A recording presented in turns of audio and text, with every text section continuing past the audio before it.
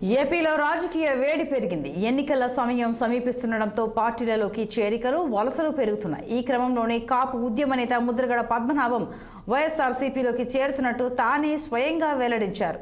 తన కుమారుడు గిరితో కలిసి వైసీపీలో చేరనున్నట్లు ముద్రగడ పద్మనాభం ప్రకటించారు.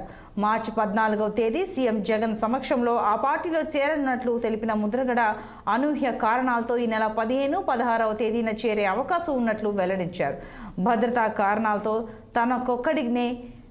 తానొక్కడినే వెళ్లి వైసీపీలో చేరతానని లేఖలో పేర్కొన్నారు. ముద్రగడ వైసీపీలో ఏ రోజున చేరతారనే పూర్తి వివరాలు మా ప్రతినిధి దురాని అందిస్తారు. ఉద్యమ నేత ముద్రగడ పద్మనాభం మరోసారి లేఖతో ప్రజల ముందుకు వచ్చారు. వాస్తవానికి రేపు గురువారం ఆయన తాడేపల్లి ముఖ్యమంత్రి నివాసానికి వెళ్లి వైఎస్ఆర్ కాంగ్రెస్ పార్టీలో చేరాల్సింది.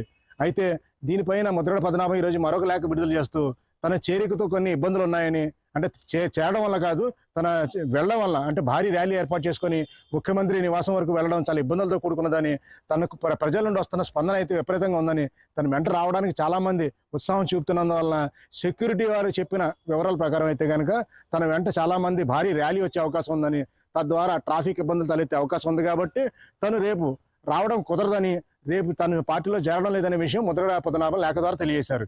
వాస్తవానికి అయితే ఎంతమంది వెళ్తున్నారు అన్నది ఇందులో లేఖలో పేర్కోలేదు. కానీ ఆయన పేర్కొన్న వివరాల ప్రకారం అయితే కనుక ముఖ్యమంత్రి వైఎస్ జగన్మోహన్ రెడ్డి సమక్షంలో పార్టీలో చేరాలని, అయితే ప్రజలందరూ విపరీతంగా తనను ఆశీర్వదిస్తున్నందున తన చేరికకు కొన్ని అడ్డంకులు ఏర్పడుతున్నాయని, అందువల్ల ప్రజలందరినీ మరోసారి నిరుత్సాహపరుస్తున్నానంటూ ఆ లేఖలో పేర్కొన్నారు.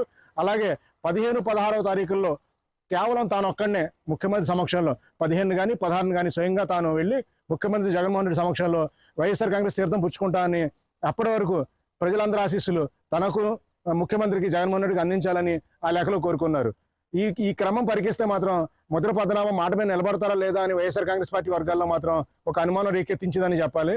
వీరిని స్వయంగా భారీ ఏర్పాట్లు వైఎస్ఆర్ కాంగ్రెస్ పార్టీ కూడా చేసింది.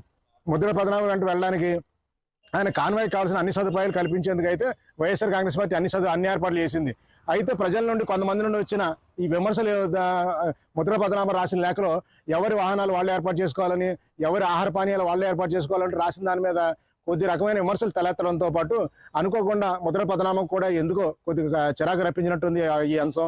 పైగా స్థానికంగా వచ్చిన ఒత్తిడి మేరకు ఆయన తన పార్టీలో చేరికను వాయిదా వేసుకున్నారు. అయితే మరో 2 రోజుల్లో పార్టీలో చేరతానని లేఖలో పేర్కొన్నారు. కానీ నిజంగా ఎంతవరకు ముద్రగడ పద్మనాభం ఈ విషయంపై నిలబడతారన్న విషయం మీద మాత్రం స్పష్టత లేదని చెప్పుకోవాలి.